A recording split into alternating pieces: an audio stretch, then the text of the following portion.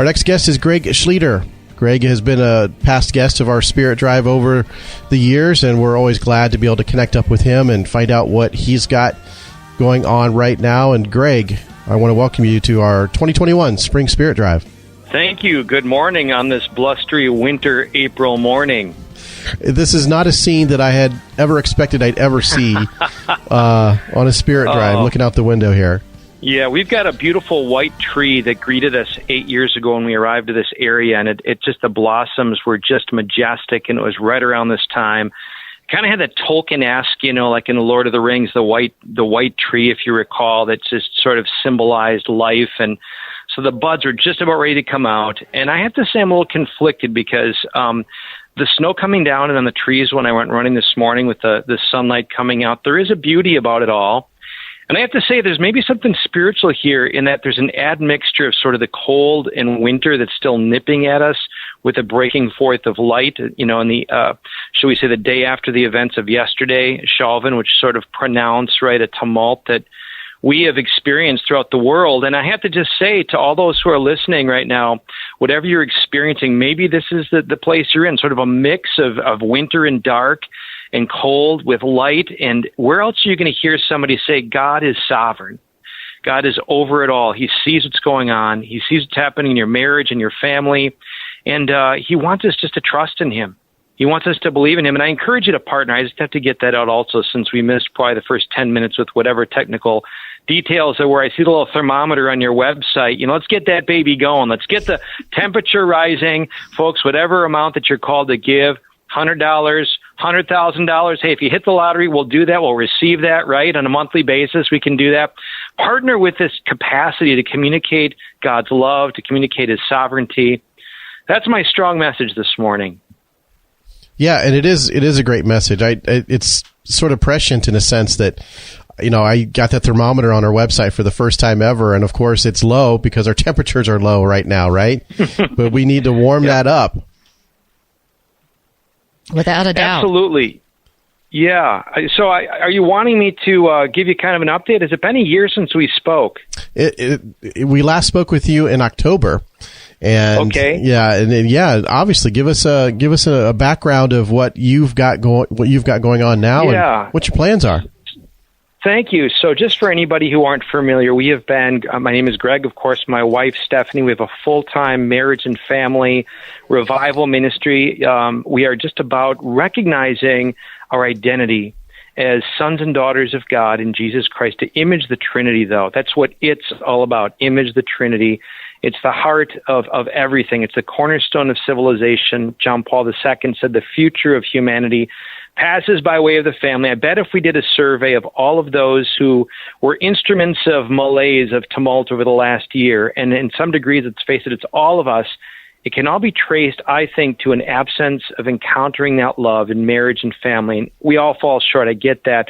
So we're about rediscovering, reawakening. Ephesians 5:14, awaken, O sleeper, rise from your death. Let Christ's light shine upon you. We're yearning for that intimacy with God. It's what we were made for. And in this world, as Catholics, we know it's mediated, it's made present to us through human and material instrumentality in our families. And the families come under attack. Fatima, we hear the messages, and Akita, just many of these recent revelations have spoken, and all, dating back, that the heart of the attack of the enemy is going to be on the family. Why? Because God gives us the family to make him who is love, God who is love, known. So we're about experiencing that, helping families recognize that vision. What does it look like in a home where dad and mom are working or kids are going to school and all the struggles? How is that a custom designed retreat? That's the big thing. Most of your listeners have probably experienced a very meaningful spiritual event, a Crescio church. Maybe they've been to Ignite, some of our events. Wonderful. Well, the challenge is, how do we take that and make that culture our home culture?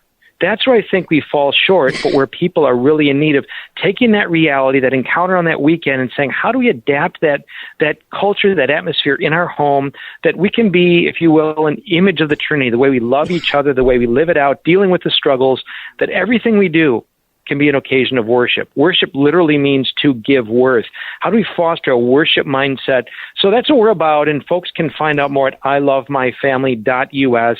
I'll say a new thing among many things. We have a weekly gathering guide that's been going for 8 years. Folks can get on. It's free. It basically corresponds to subsequent Sunday readings. So the step one is any of you who are listening, if you're saying, man, we've got the digital thing that's robbing us, pixels are robbing us of people. We all struggle with that. Got it. Well, the challenge might be find a time this week, half hour, 40 minutes, trust me on this. If you set aside the time, you're going to want to, it'll go longer than you ever expected, and it'll be the most meaningful time you expected. So you're going to set aside some time, download our Live It Gathering Guide. It begins with some really fun, engaging questions. You read the gospel. It has some questions to guide you through that. It has some sharing questions. What's a victory? What's a challenge?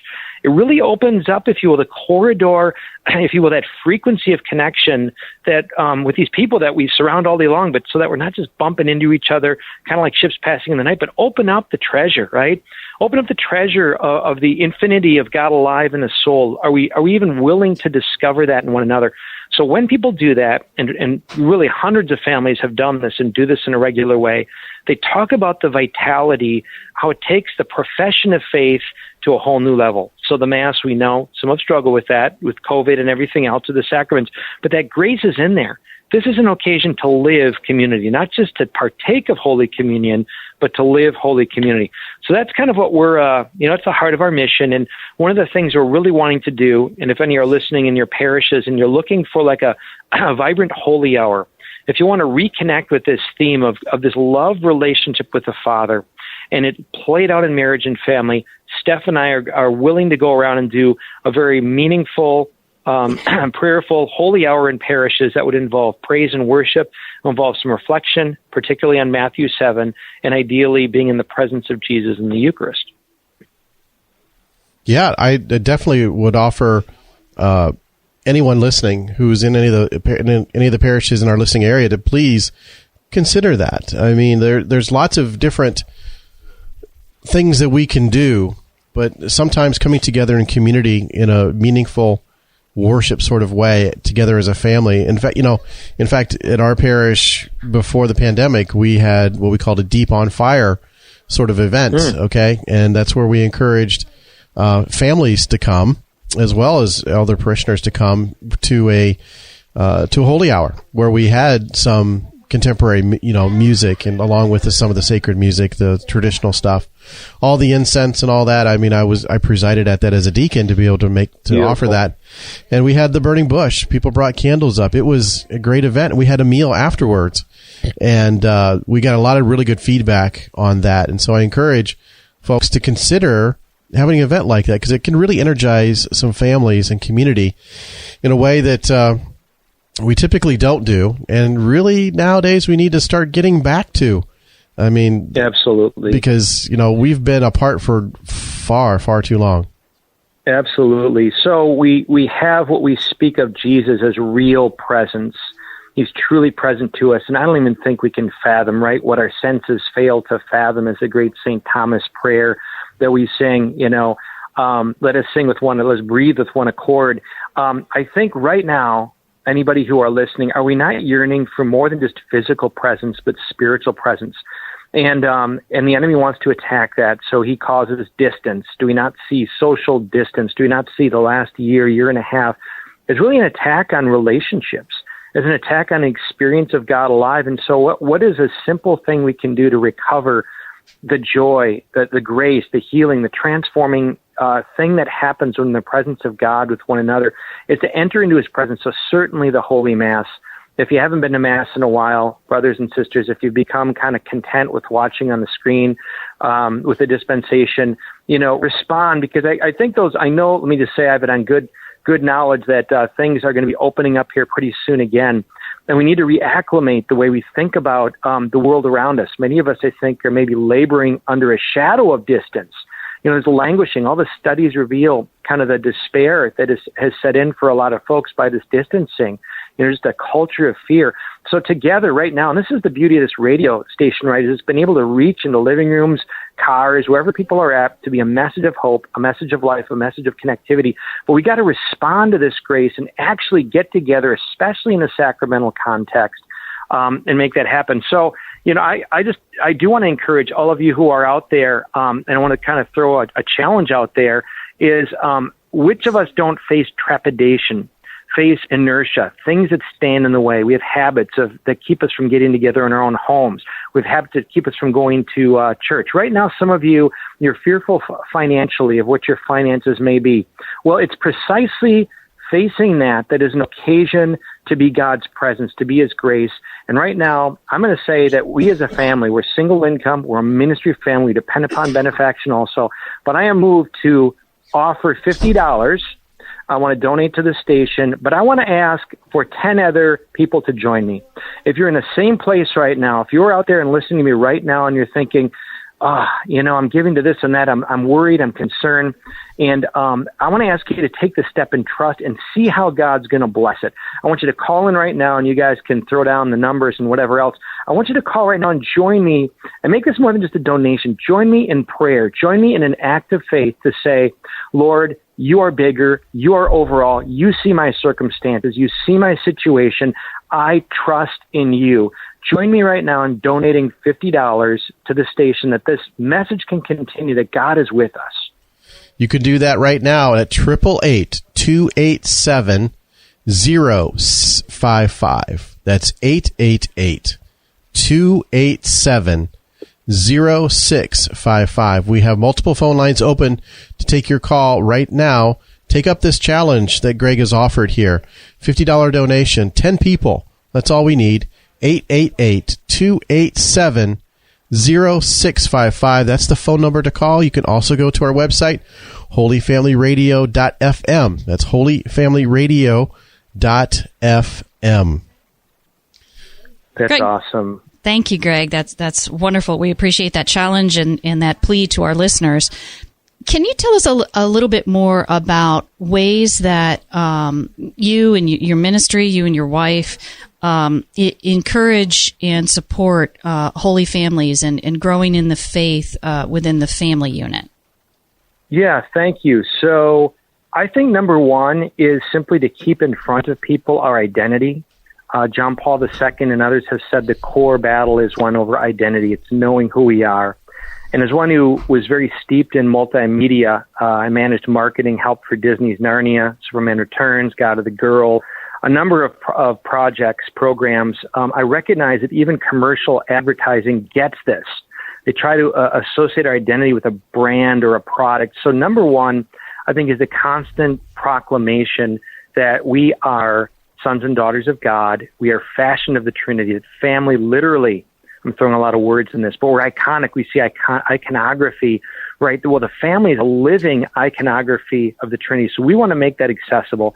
And so how do we do that? Well, we have a radio program ourselves on Ignite. We call it Ignite Radio Live. It's Annunciation Radio, and tremendous reverberation on our podcast beyond that. And what do we do there? Well, we really connect with many other families who share the stories of God alive in their marriage and family. We've had multiple episode seasons that we call Family Road Trip Podcast, a ton of fun. Basically, we find, at times 4 families who commit to 7 weeks of doing this Live It gathering guide on a weekly basis. And so every week we touch base with them in sort of a reality-esque way. And how's it going? Can you tell us a story of what's happening in your homes? And those stories are truly remarkable, because all of these families, what they have in common is they're all like committed Catholic families. Like they come in as families that go to Mass in a committed way. Many pray the rosaries, etc. But the one thing missing is this beautiful theme that Pope Benedict punctuates so much in his Jesus of Nazareth trilogy, that it's about the relationship at the heart of ritual.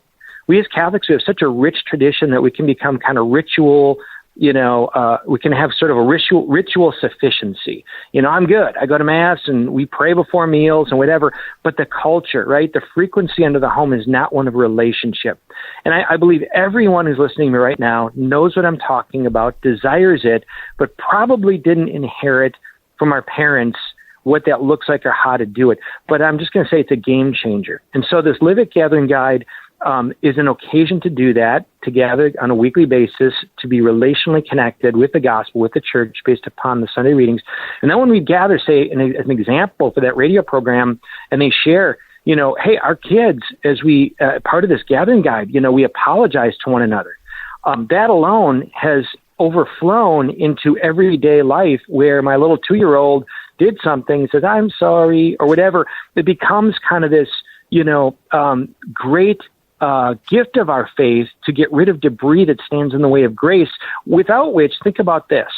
How many of us right now have some issues with a sibling or a cousin or a parent? Arguably, it's probably began with a one singular event or other events that just accumulated that were never atoned for. We never apologized. We never forgave. Maybe we didn't tell them, you hurt me. So to parents, what if right now you fostered in your home a culture of apology and forgiveness? That alone would eliminate so much stuff, so much crap, so much junk that allows that grace to flow. So 5 years, 10 years, 20 years later, there's not this cool distance that the enemy is kind of weaponizing and spinning and causing distance. Instead, again, back to this theme of distance presence, we become, or we step into real presence again. We step into becoming a kind of a holy community again, flowing from that holy communion. So that's one of the examples. We do 3-night parish missions, which are really awesome. They kind of, I share this quite often, and when you share something a lot, you kind of get fatigued with it, but it is still very powerful. That every movie, every story ever told has these basic 4 movements. If you're thinking, whatever, Lion King, my daughter's in that musical, so that comes to mind. Lord of the Rings, Lassie Comes Home, Sound of Music, Gladiator, whatever your movie is, think about your movie. They all have these 4 basic movements. It begins at one point, that's not a big surprise. You have protagonists that begin somewhere. Movement B is they go through a crucible. They go through a difficult time that moves them out into movement C. They more fully discover their identity, who they are, which flows into what? Movement 4, their mission. So let's give some words to these. Life, they begin somewhere. They go through crucible. Death, they discover their identity. Resurrection, and that flows into mission Pentecost. Life, death, resurrection, Pentecost. Whether you're agnostic, atheist, Buddhist, Muslim, Hobbit, whatever you are, all of these movements are woven into human experience in every story ever told. So what are the verbs between those? Life, death, resurrection, Pentecost. The verbs literally describing Christ's life, the verbs are empty, so that Philippians 2, we're emptied of the junk, of the stuff, through the crucible, so that we can what? Be filled with God's grace to overflow. So I'm going to suggest that where many in the Catholic community today have struggled is we get maybe the empty, and we struggle with that even, as I talked about the apology and forgiveness. We can do that better, but we tend to get that. So we can be filled. We come to the table. We receive the Eucharist. We get the sacraments, right? And we could do that more also, right? Really receive it. But often where we stop short is, am I aware that I've been blessed? I've been filled, and I'm blessed to be a blesser. That it doesn't end with me. And in fact, as Jesus says, if we don't use what he's given us, even what he's given us will be taken away. So back to the retreat or the parish missions. Our parish missions are 3-night parish missions that focus on each of those themes: empty, fill, and overflow. And each night, it's a very powerful story meets message and ends before the Blessed Sacrament with this powerful night of kind of weaves together meaningful worship with silence in a traditional way before the Eucharist. And I'll say every time we've done this, every place we've done this, it has ignited a spark. It has awakened hearts and minds to our nature in Christ, that He's immanent, He's transcendent, but He's immanent in us, that the way we're wired is to be literally image of God. And then following that, this is the cool thing about our 3-night missions, is that it doesn't end there. We offer this then Live It gathering guide that's a continuation for all who experience that, to recognize that we are the ultimate participants in an ultimate drama starring us, that we're not just spectators that draw us to these movies and spend so much time and money, but we are literally, with a host of heavenly angels and saints looking upon us, we are participants in an ultimate drama that continues through all eternity. You got me monologuing again. Hey. You're so good at that. Well, we like to give ourselves a little break. We get ourselves some really great guests who... You got some coffee. Yeah. That's great. You had dinner, breakfast, lunch. Yeah, absolutely. And we're back with you. Hey, 888-287-0655. 888-287-0655. 5. We're talking to Greg Schlueter, massimpact.us, I Love My Family, all that, Image Trinity. And, you talk about this common story that we all share that's all kind of ingrained in us. So, and that makes sense. That makes connection. So there's a couple of problems, though, I see. Number one is you're doing what you can to communicate that story to people. How can we also do that? How can we tap into that? And number two, right now our culture is showing us, I think, the exact opposite of that, or at least the idea that we can define ourselves and make ourselves into who we think we are. Talk about that a little bit. Yeah, right on. So if I were to distill the enemy's lies, and there are many of them, many facets of the lies that speak to us all. We see it in the press, we see it in the news. I would summarize it as such. Satan whispers to us that truth is something we can presume to create instead of someone in whom we are created. We see this play out in the culture wars and battles on the level of identity again, with gender at the very core of that. Why? Because gender, Genesis 1:27, in his image he made them male and female. We are selfies of God. God made us. The family is a selfie. And so Satan's going to go after gender. He's going to go after sexuality. He's going to go after all of that. And so, I think, number one, there's a hierarchy, and I think this is such a key thing. Read Screw Tape Letters if you want to have an insight as to how Satan whispers to us, to good people.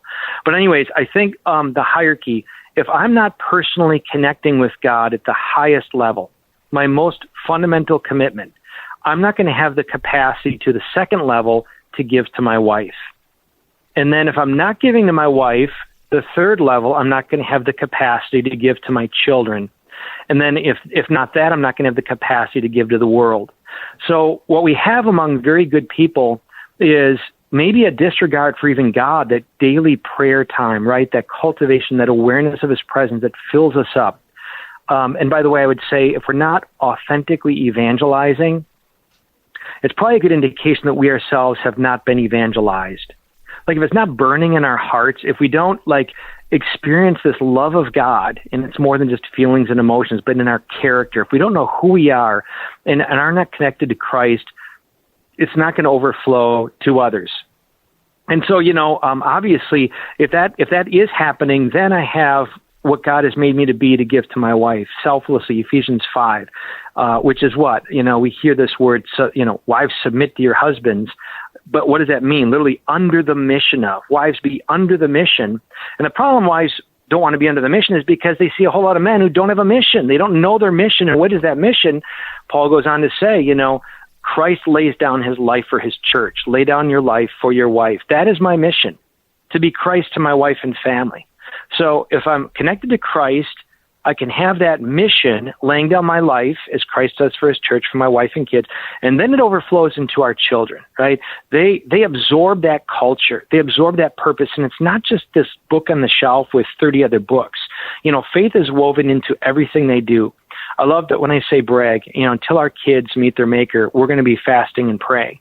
But I am so blessed. Stephanie and I are so blessed at the fact that they own their faith now that they're entering into adulthood, and the decisions that they're making and the influencers that they're becoming, and their writing and their music. Joseph's, Damascus worship, which is reverberating really now throughout the country and is getting a lot of attention from Damascus down in the center of the state.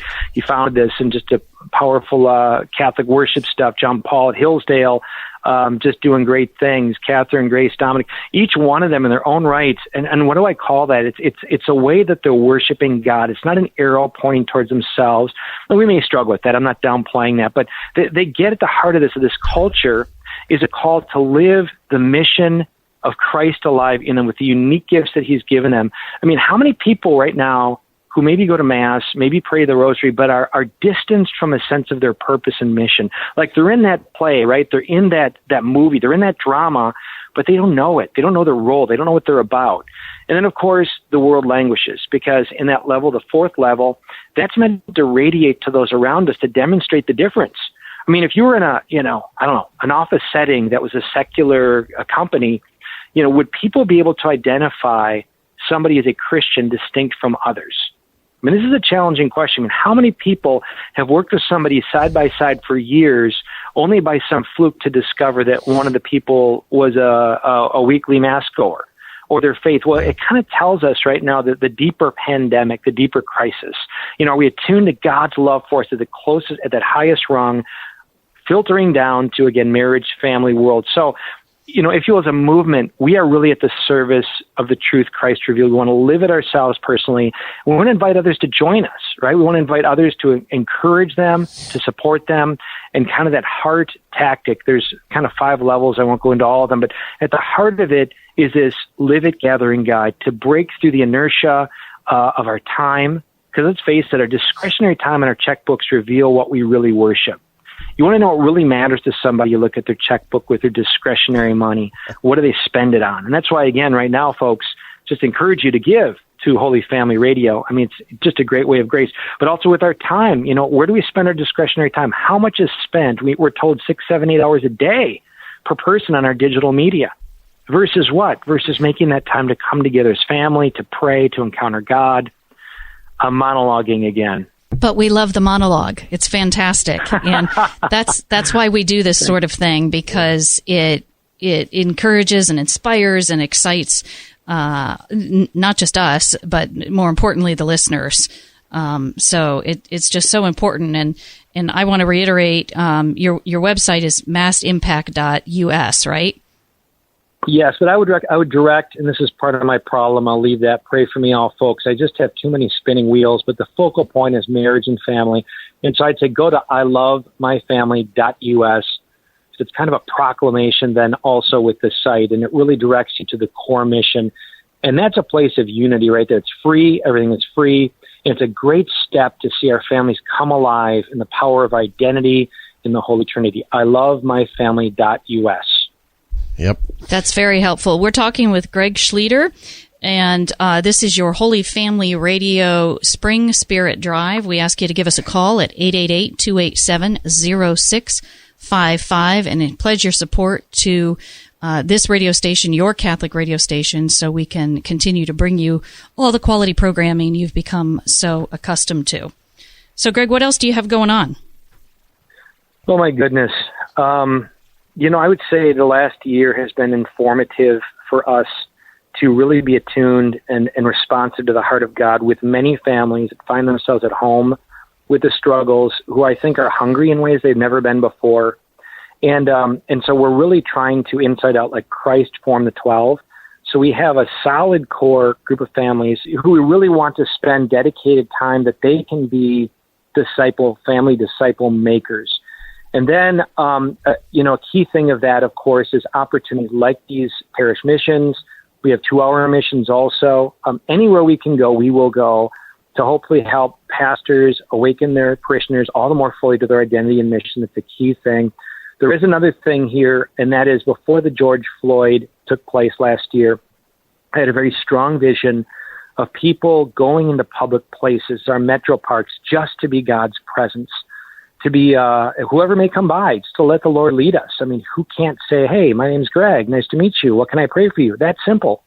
Well, that translated into a pretty significant movement, prayerplace.us, you can find out more at, but it united a number of predominantly evangelicals who were like, wait, Catholics love Jesus? Like Catholics like worship?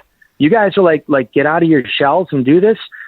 It really was remarkable. We had 13 different events, public events, and the stories are really remarkable. We tell a lot of them. We shared them on our radio program. We captured a lot through video. It just really, honestly, with all the negativity that surrounded us, again, before George Floyd has happened, was when the vision came about and then continued through the summer. It was just such a unifying factor to discover the common heart of Christ in humanity, across denominations, across ideologies, across politics. People were united and praying over one another and listening to one another. And, a lot of these folks just they met people in the park, the team met people in the park and continue to this day to minister to them and with them. The healings that took place, physical healings, miraculous physical healings, of course, a lot of emotional healings. The ultimate healing is, of course, relationship with Jesus.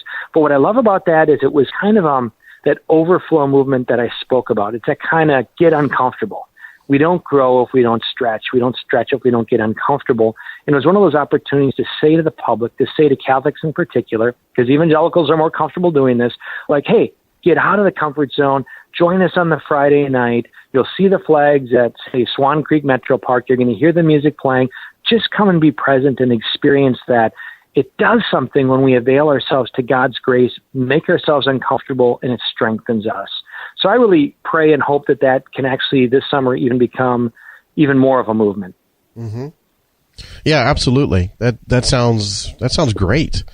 I tell you what, you've got a lot going on. You have a lot of energy, a lot of passion that I hope others find infectious and contagious in a good sense, right? And talk about stuff these days, you know. Yeah, a good infection, not a pandemic infection. Well, thank you. I'm 53, so I got to use it while I have it. And maybe there's a message there too. You know, as my kids are getting older and, you know, making little jokes about senility and all that passage in Scripture, you know, when your dad loses his mind and I get these little elbows in my gut. It's cute. But it is true, folks, as you're listening, God gives us resources and time for a limited period of time. And we have such an opportunity right now to make a difference. So I want to throw it back at you guys and say, all who are listening right now, you know, I'm going to contribute $50. And I'm going to ask all who are listening, whatever is within your means, God gave you that resource. He gave you that blessing. Discover how much He wants to bless you all the more by calling in, making it happen. Partner with Holy Family Radio. Support them. Thanks, Greg. Appreciate that. 888-287-0655.